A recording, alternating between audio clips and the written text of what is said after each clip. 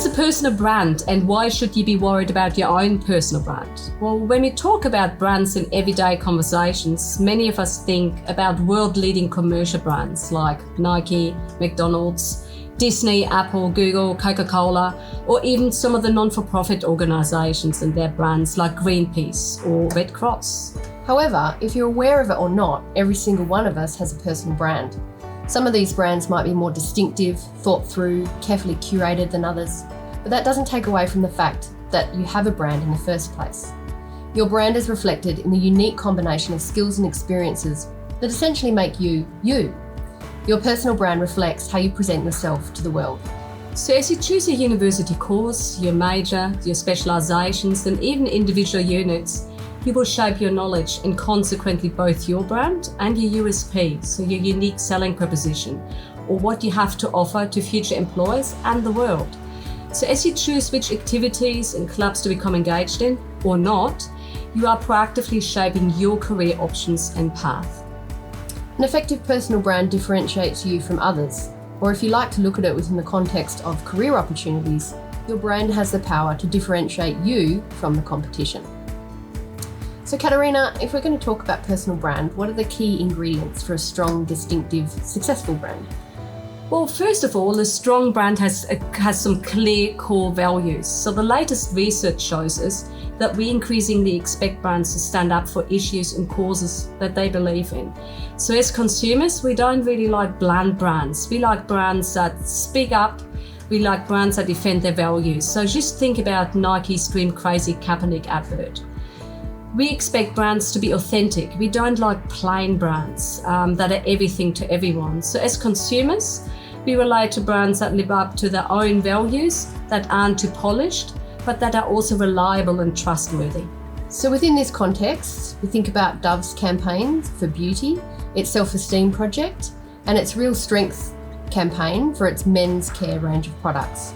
Dove has clearly differentiated itself from other popular cosmetic brands like Nivea or L'Oreal. Yes, that's right. And we look up to brands that are inclusive and empower others. To think about movements like Extinction Rebellion, which within a very short period of time has crafted a very powerful global protest brand, which is all about participatory culture and the collective journey. So the brands I've mentioned might not appeal to you, and that's absolutely fine. What they all have in common though is they are distinctive, they're powerful, and they come with a level of expectation. So we know what we can expect from each of those brands. Most importantly, all these brands are visible and they're memorable. So ask yourself, how visible is your personal brand? So if I, as a future employer or even a potential team member for a project, was to Google you, what am I going to see? And if you haven't done that, I encourage you to do that. Go on, Google yourself and find out what other people can actually see about you. Most importantly, are they going to see what you like them to see? For example, will they see that first prize you got in that public speaking competition you're so proud of? Will they see you in action volunteering for a cause that's really close to your heart? Or are they going to see that photo of you on that school trip that you would personally rather forget about? So Bridget, tell us, what are some of the things you can do to start ensuring your online personal brand reflects what employers want to see? So it's important students start cultivating a personal brand at the beginning of their university journey. This allows them to build and improve their own unique brand. As most students are on social media, thinking about your digital footprint is important, as it's one future employers will look at. Some simple tips to look after your digital footprint are: firstly, be aware of your own security settings on your social media accounts. Social media is, well, social, so you don't necessarily need to be posting your best self all the time. However, and there's a big however here, if your security settings are public, then anyone can view your images, and not all of these may be suitable for a personal brand. Secondly, think twice about what you post. Even with secure settings, people can screenshot material. You really need to think, would I be okay with this appearing in a newspaper or online? If the answer is no, then maybe rethink that post. And thirdly, everything on the internet is permanent. Yes, it's actually hard to delete material that is cached, so make sure you're posting material that you're happy to be up for a very long time. But it's not just about your digital footprint. You need to make sure your online brand is telling a story and that it's one of growth and consistency. Start thinking about your LinkedIn profile early. This is a professional space to build your network in your chosen career and start getting comfortable with the platform. So what does this mean for you? Most of you are about to make some fairly important decisions about your future.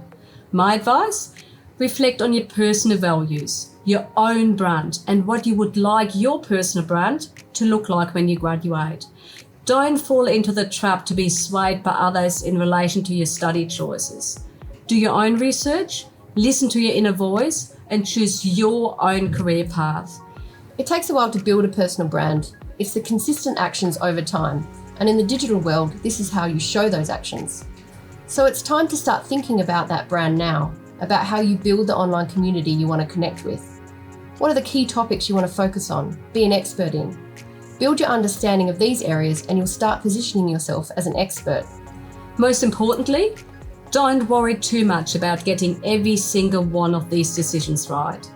None of the brands I've mentioned have gotten everything right all the time. This makes them arguably even more authentic.